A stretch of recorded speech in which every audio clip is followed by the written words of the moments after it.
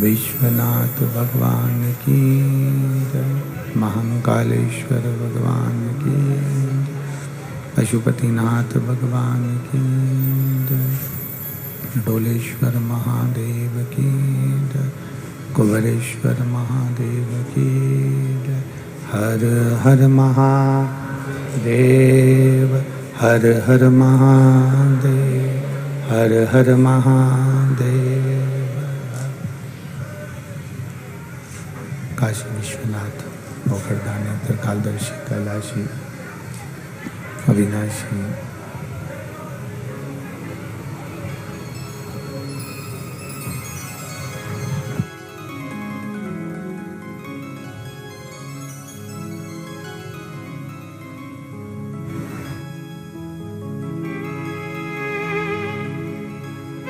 आवाज ही नहीं आ रही गाना।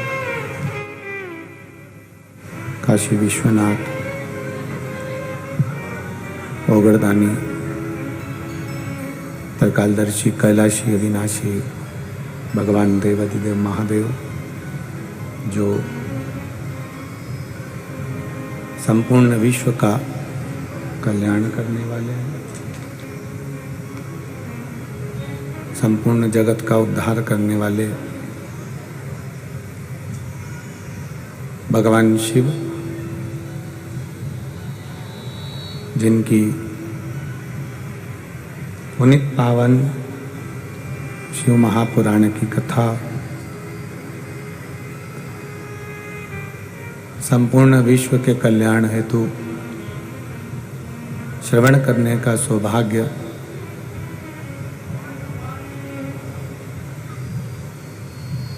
बाबा देवाधिदेव महादेव की कृपा से आप और हमको प्राप्त हुई है। बड़े भाग्य प्रबल हुए हैं आप और हम सबके।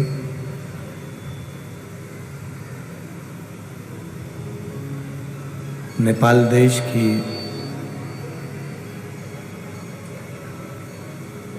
इस मध्य प्रदेश में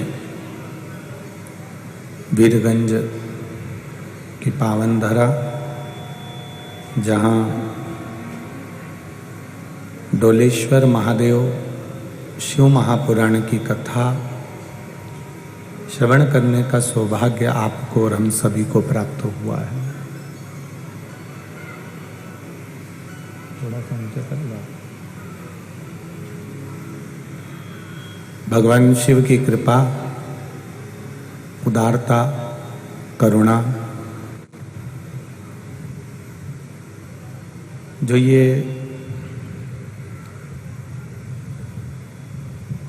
थोड़ा नीचे कर दो, पावन प्रसंग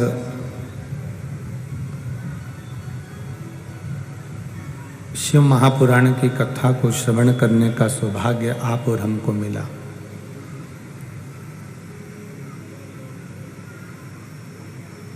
भगवान पशुपतिनाथ की यह पुण्यमय आनंदमय भूमि, पूरा नेपाल देश, जहाँ महामनीषी श्री निरंजन स्वामी जी महाराज के सानिध्य में भगवान शिव की अविरल भक्ति और मुक्ति वरदान करने वाली शिव महापुराण की कथा को श्रवण कर कर आप और हम अपना जीवन सार्थक कर रहे हैं। कथा के मुख्य यजमान श्री सुनीत जी खेतान परिवार, वीरगंज, नेपाल। एक बार जोरदार ताली बजाकर खेतान परिवार के लिए बहुत बहुत साधुवाद। जिनके पूर्वजों का पुण्य प्रबल हुआ और वो पूर्वजों के पुण्य के अनुसार ये पावन शिव महापुराण की कथा को आप और हम सुन रहे हैं। एक तो कठिन है मनुष्य का देह, मानव का शरीर।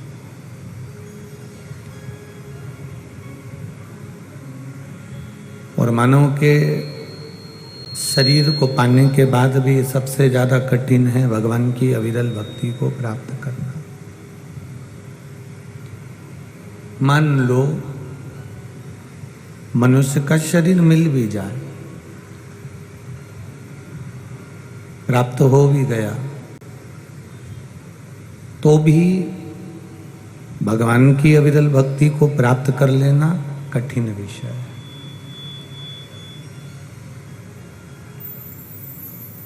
जन्म ले लेना एक अलग बात है, जन्म प्राप्त कर लेना एक अलग विषय है। पर जन्म प्राप्त करने के बाद में, गला पकड़ रहा है, जन्म प्राप्त करने के बाद में भगवान की भक्ति को अपने हृदय में उतार लेना एक अलग विषय है।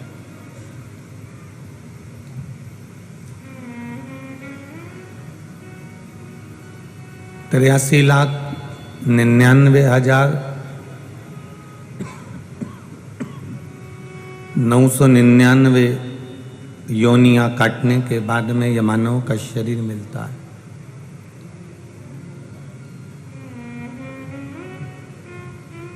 और 83,99,999 योनि काटने के बाद जो यह मानव का शरीर मिला, ये 84 लाखवें नंबर का है।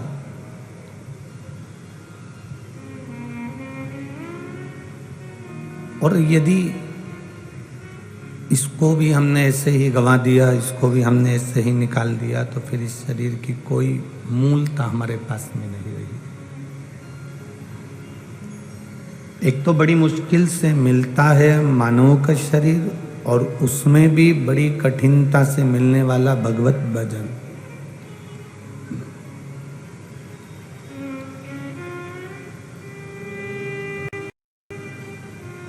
और वो भगवत भजन करने के लिए भी परमात्मा की कृपा हो। जा पर कृपा राम की हो, ता पर कृपा करे सब कोई। जब राम जी की कृपा होती है तब कोई कृपा ऐसी होती है जैसे खेतान परिवार पर हुई, और उन्होंने वीरगंज में ये शिव महापुराण की कथा करवाई। तो ये कहीं प्रभु कृपा का कुछ आशीर्वाद होगा। जब तक उसकी कृपा नहीं होती, जब तक उसकी दया नहीं होती। आवाज़ ठीक नहीं है, कल जैसा सिस्टम कर दो बाबू उसको। जब तक उसकी कृपा नहीं होती, जब तक उसकी दया नहीं होती, तब तक कोई क्रम हम नहीं कर सकते। एक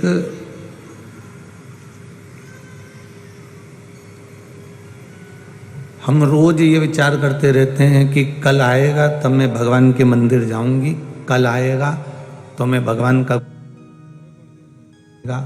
तो मैं भगवान की भक्ति करूंगी, कल आएगा तो मैं शिव मंदिर जाना चालू करूंगी, कल आएगा तब मैं, अगला सोमवार आएगा तो मैं पशुपति व्रत करूंगी, कल आएगा तब मैं ये करूंगी, कल आएगा तो मैं ये करूंगी। और वो कल कभी नहीं आता। कल की जगह हमारा काल हमारे सामने आकर खड़ा हो जाता है, पर कल नहीं आता।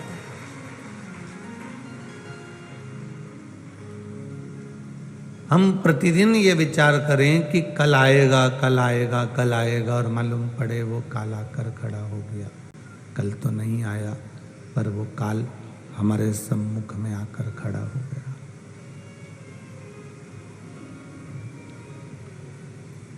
शिव कथा कहती है कि जो आप कल करने वाले हो और कल के ऊपर जो छोड़ कर बैठे हो कि कल आएगा तब मैं मंदिर जाऊंगी, कल आएगा तब मैं भगवान का भजन करूंगी, कल आएगा तब मैं एक लोटा जल चढ़ाना प्रारंभ करूंगी, कल आएगा तब मैं भगवान शंकर का गुणगान करूंगी, कल आएगा तो मैं भगवत भजन करूंगी, और कल के चक्कर में हमारा काल हमारे सामने आकर खड़ा हो जाता है।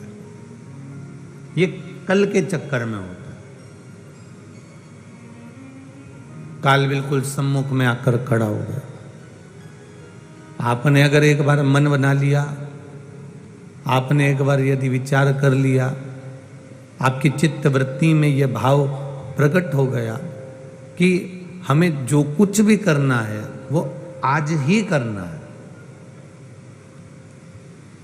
हमें भजन भी करना है तो आज ही करना है, हमें मंत्र जाप भी करना है तो आज ही करना है, हमें स्मरण करना है तो आज ही करना है।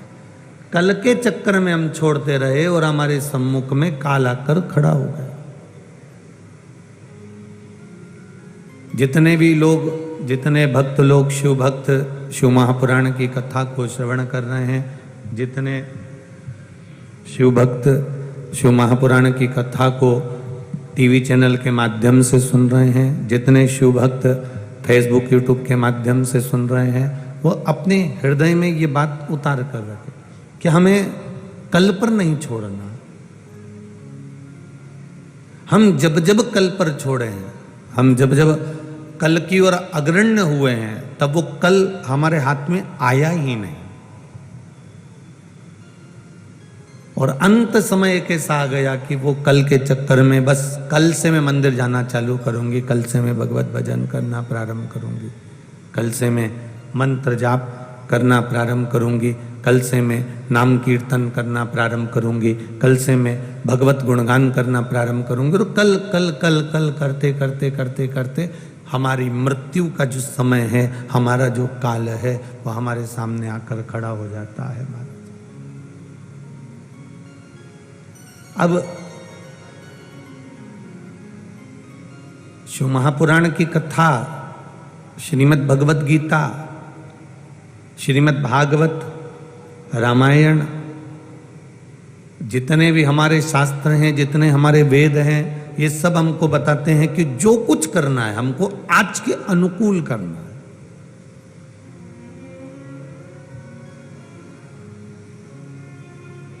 मैं दुकान कल खोल लूंगा, अब मालूम पड़े कल तुम दुकान खोलोगे और आज अगर आपके पास में है और आज आपका अगर प्रबल है, अगर आपका आज प्रबल है तो फिर क्या सोचना। मैं कल दर्शन कर लूंगा, अगर आपका आज प्रबल है, अगर आपका पांव आज चल रहा है, शरीर ठीक है, सारी इंद्रियां आपकी बहुत प्रबल हैं, सारी इंद्रियां श्रेष्ठ हैं, सारी इंद्रियां ठीक है, सारी इंद्रियां आपकी काम कर रही है, तो फिर आपको चिंता का विषय नहीं है।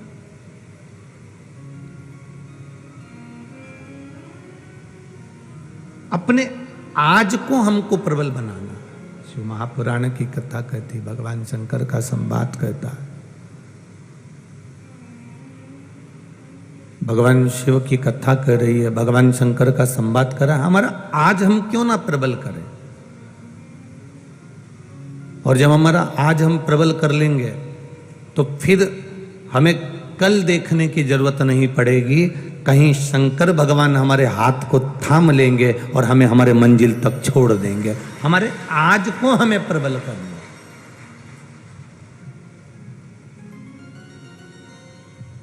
कल कल करते करते तो हमारा काल हमारे सामने आकर खड़ा हो जाता है।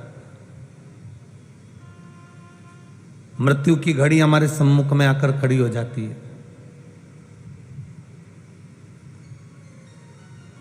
हमारा मृत्यु का समय हमारे सम्मुख में आकर खड़ा हो जाता है, फिर हम कुछ भी नहीं कर पाते। और अंत समय प्रभु आना पड़ेगा, वचन दिया तो निभाना पड़ेगा। आए ना आए प्रभु कुटुंब कबीला, अंत समय प्रभु आना पड़ेगा, वचन दिया तो निभाना पड़ेगा। आपका अंत समय तुम्हारे सम्मुख में आ जाएगा, फिर आप कुछ नहीं कर पाओगे महाराज। जो करना चाहते हो वो भी आप नहीं कर सकते, जहां तक पहुंचना चाहते हो वहां तक भी नहीं पहुंच सकते। इसलिए शिव महापुराण की कथा कर रही है। देवाधिदेव महादेव ने माता पार्वती जी को अपने शब्दों में समझाया है। भगवान शिव माता पार्वती जी से कहते हैं, सुनो जगत जननी, हे पार्वती, हे हिमालय सुता, बहुत ध्यान से सुनना पार्वती। जो आज की घड़ी है, जो आज का समय है, जो आज का पल है, बाहर की आवाज तो आ रही पर यहां की आवाज नहीं आ रही है बाबू। जो आज की घड़ी है, जो आज का समय है, आज का जो पल है, आज का जो समय है, इसको जिसने साध लिया उसने संपूर्ण जगत को साध लिया। हम अपने आज के समय को नहीं साध पा रहे।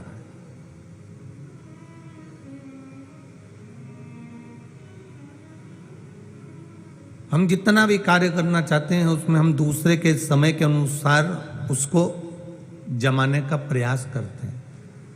पर शिव महापुराण की कथा कहती है, जो हमारा आज का जो हमें समय मिला है वो कोई साधारण समय नहीं मिला, ये प्रभु की कृपा से समय मिला है। इस समय को जिसने साध लिया वो संपूर्ण जीवन के एक आनंद को पा जाता है। अब जरा विचार करिएगा, बाली के बेटे को आप जानते हो जिसका नाम था अंगद, और एक सुग्रीव का भी बेटा था। बाली के बेटे को तो आप पहचानते हो, रामचरितमानस में आपने बार बार संवाद सुना है कि साहब ये बाली का बेटा है अंगद, और बड़ा वीर था जिसने लंकाधिपति रावण के सम्मुख में अपना चरण जमा दिया था, और वो चरण ऐसा जमाया कि वो हिलता ही नहीं था, इतना प्रबल चरण जमाया उसने। अब बाली के बेटे को तो आप पहचान गए, पर एक सुग्रीव का भी बेटा था जिसका नाम था दधिबल। ये सुग्रीव का बेटा है।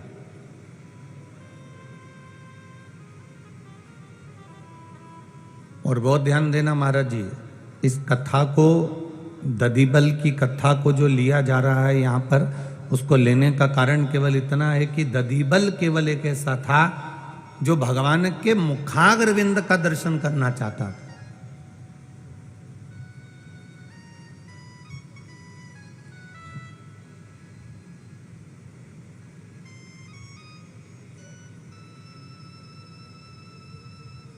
मनुष्य भले सीधा रहे, पर मनुष्य का मन बड़ा टेढ़ा होता है।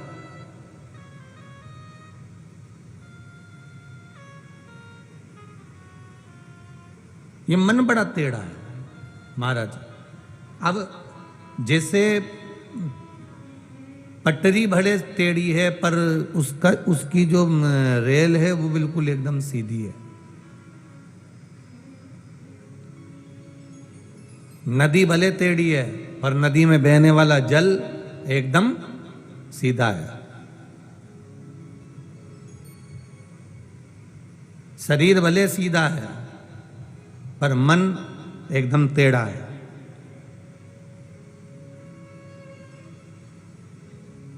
दधिबल ने यह विचार कर लिया कि मैं शिव की आराधना करूंगा, क्योंकि एक बार दधिबल जब खेल रहे थे और सुग्रीव ने दधिबल को देखा तो सुग्रीव ने दधिबल को देखकर अपने गुरुजन से पूछ लिया कि मेरा पुत्र कितना विद्वान होगा, मेरा पुत्र कितना वीरवान होगा, मेरा पुत्र कितना ज्ञानवान होगा, मेरा पुत्र कितना धैर्यवान होगा, ये प्रबल में भी प्रबल कहलाएगा, मेरे भाई के बेटे से भी ज्यादा प्रबल मेरा पुत्र कहलाएगा। ये सुग्रीव के चित्तवृत्ति की बात है जो सुग्रीव कह रहा है,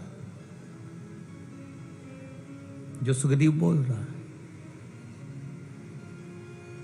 एक बात आप लोगों से कहना चाहेंगे, अपना घर में 4 भाई होते हैं, 5 भाई होते हैं, 3 भाई होते हैं, 2 भाई होते हैं, 7 भाई होते हैं, 6 भाई होते हैं, जितना बड़ा आपका परिवार है, उस पूरे परिवार में एक बात अपने चित्तवृत्ति में उतार कर रखना कि बच्चों के सामने कभी उनके यश गुण का स्मरण ना करिया जाए।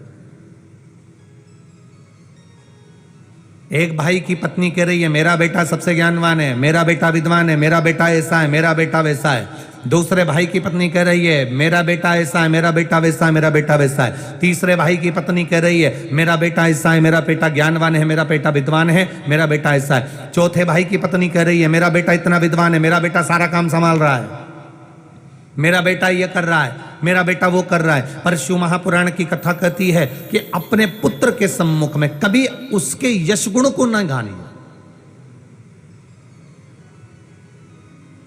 उसको ये महसूस नहीं होना चाहिए कि पिताजी कुछ नहीं कर रहे, मेरा चाचा का लड़का कुछ नहीं कर रहा, मेरे काका जी का लड़का कुछ नहीं कर रहा, मेरे ताऊ जी का लड़का कुछ नहीं कर रहा, सब मैं कर रहा हूं। ये उस बच्चे की चित्त बुद्धि में ये प्रसंग आना ही नहीं चाहिए।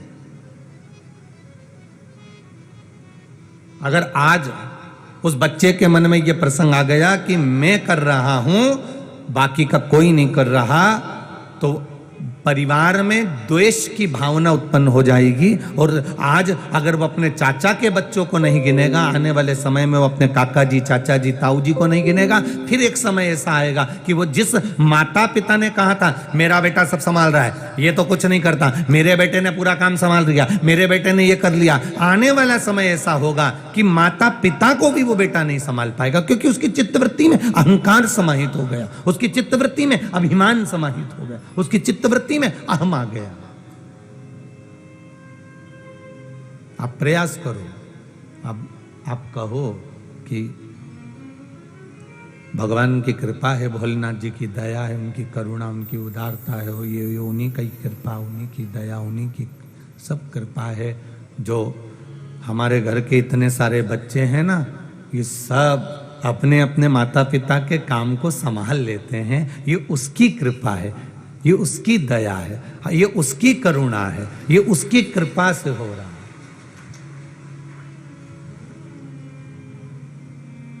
ये खेतान परिवार जब कथा करवाया और कथा लेने के लिए सुनील खेतान जी उनकी धर्मपत्नी के साथ में आदरणीय श्री निरंजन स्वामी जी के साथ में जब दिल्ली आए कथा के लिए,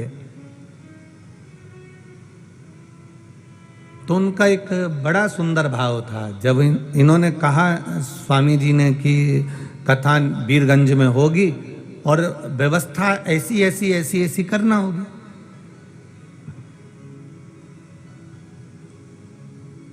तो खेतान जी की पत्नी और खेतान जी, उनके दोनों के मुख से एक ही शब्द निकला, गुरुजी चिंता मत करो, हमारा वीरगंज का एक एक भाई, हमारे वीरगंज का एक एक बच्चा कथा को संभालेगा और कथा आनंदमय होगी। ये शब्द खेतान परिवार के थे। उन्होंने ये नहीं कहा कि हमारा खेतान परिवार इस कथा को संभालेगा, हमारा परिवार इस कथा को कराएगा, या हमारा परिवार इस कथा को संभाल। उनका शब्द था मेरे वीरगंज का एक एक बच्चा, मेरे वीरगंज का एक एक भाई, मेरे वीरगंज की एक एक माता, मेरे वीरगंज का एक एक बच्चा इस कथा को संभाल ले।